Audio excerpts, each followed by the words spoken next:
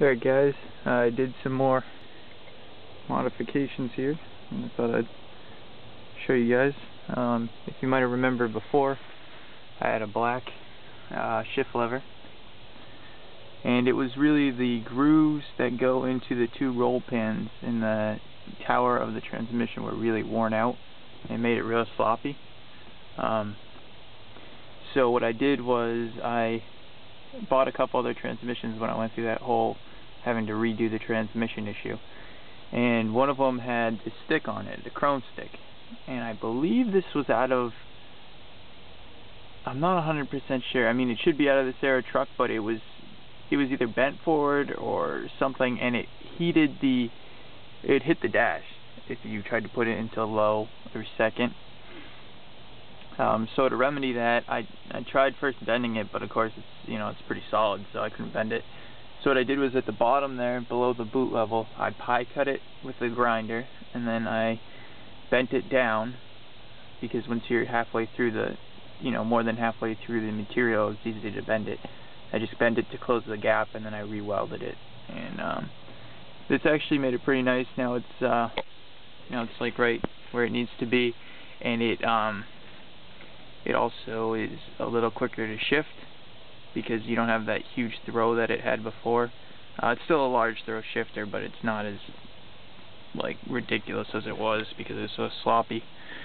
I threw a little T-handle I had on there, a real old one, but I don't know how much I really like those. I mean, they're probably fun on a close ratio 4-speed, but on a wide ratio, truck transmission 4-speed, not so much.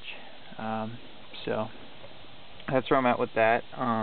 I also redid my under dash wiring, as I had mentioned before. I just have one wire that I need to finish. Put my trim plates back in, the rubber covers back down. So it's a lot nicer in here than it was. Far from perfect. Again, it's gonna all get redone when I put the diesel in, because I'm gonna need some sound deadening. Here's my dash. I had some people asking about this. These are autometer gauges.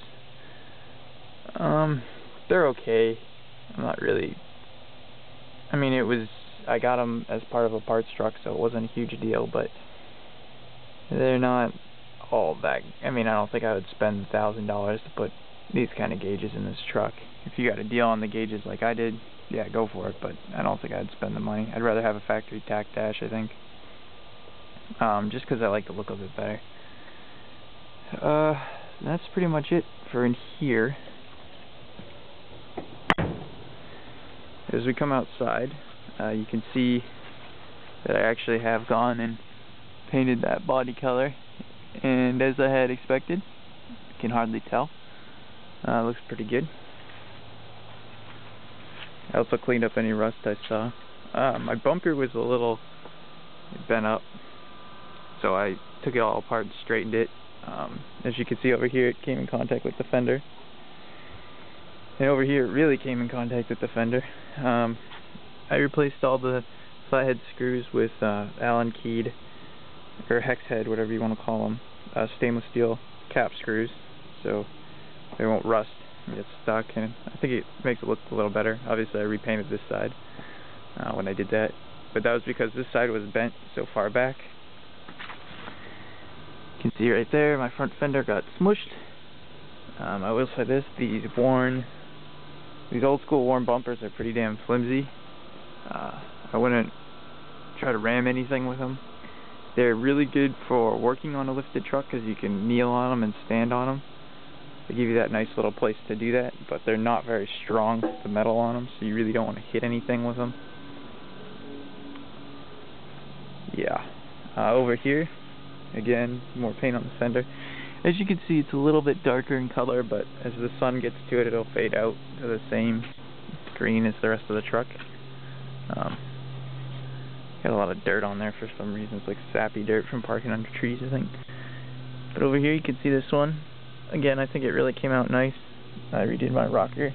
Over here, just painted it up. Also, I had a lot of rust in this area before, so I repainted that. I need to get some seam sealer for up in here to address that issue.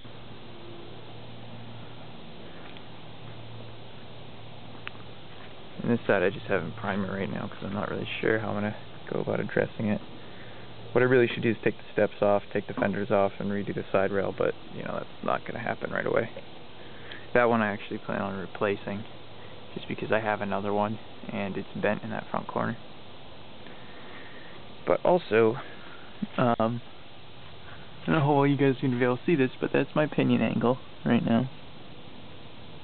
As you can see, it's slightly pointed up, and I have a set of degree shims, which I painted last couple days, and with the degree shims, oh sweet, it's open. Alright.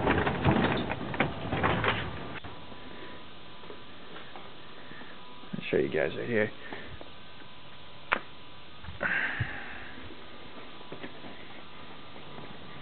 So here's a degree shim.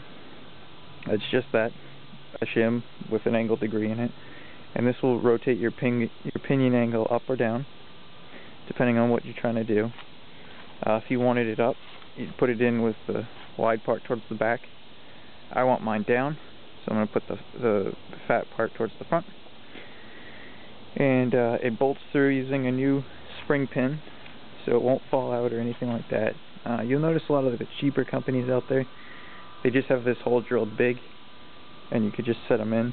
But if you're going to four-wheel it or do anything rough with it, towing, things like that, I would definitely suggest buying the good ones. They're about $40 for degree shims. And then I had mentioned the easy inches before. I don't know if I showed them in the video. I may not have. Anyway, this is what they look like. So you have your centered hole for no axle movement, 1 inch over, and then 1.5 inches over. They have a tapered end on the block, part of them, so that your spring can roll, go negative arch if it needs to. They're quite heavy. I'd say these are probably easily maybe 5 to 10 pounds. Solid CNC machine steel. They're not cheap, flimsy crap. And again, they have holes where you can bolt your center pin right through. So if you're going to need to lift the front axle, or if you want to lift your back axle just about an inch, or move it, more importantly, most people use them to move their axle. This is the way to go. With that, so hopefully tomorrow I'll be installing the degree shims. I may put in the easy inches, I'm not sure. The truck sits fairly level, as I'd mentioned in my other video. I mean, it's definitely a little higher in the front, but maybe a half an inch. The only thing is when you put a load in it, it's going to sag in the back. So we'll see what happens with that. If I'm going to take it apart, I might as well put the easy inch in. The only thing is that I don't know if I'm going to have two things. I don't know if I'm going to have enough e-brake cable, because as you can see, it's already kind of bent. And when you put that in, and then the axle goes to droop when you fall off a rock or something like that, if it's not long enough, it's going to hold up the axle, which I don't want that to do.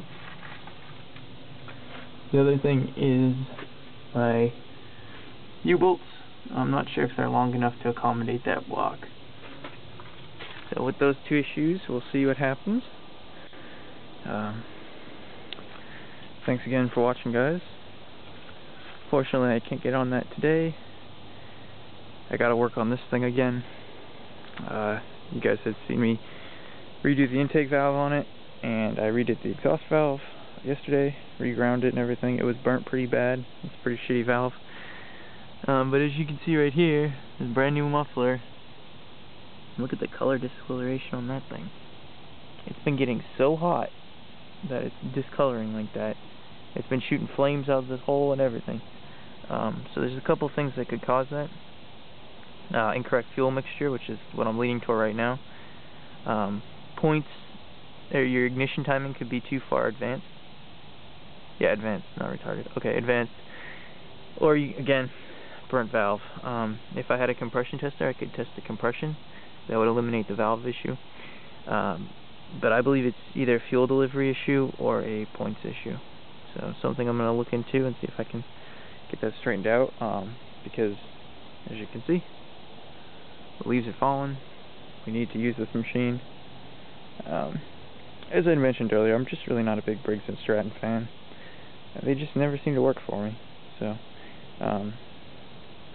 you know, I'd like to get it running for this year, use it, and then if I can't fix the issue, you know, with like a new seat and valve for the exhaust, if that's the problem.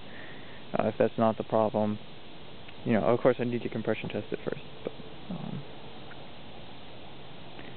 once it's all figured out, if I still can't get it to run very well, I'll probably just try to sell it, recoup some money off of the engine, and then I'll put probably a Honda clone on it, or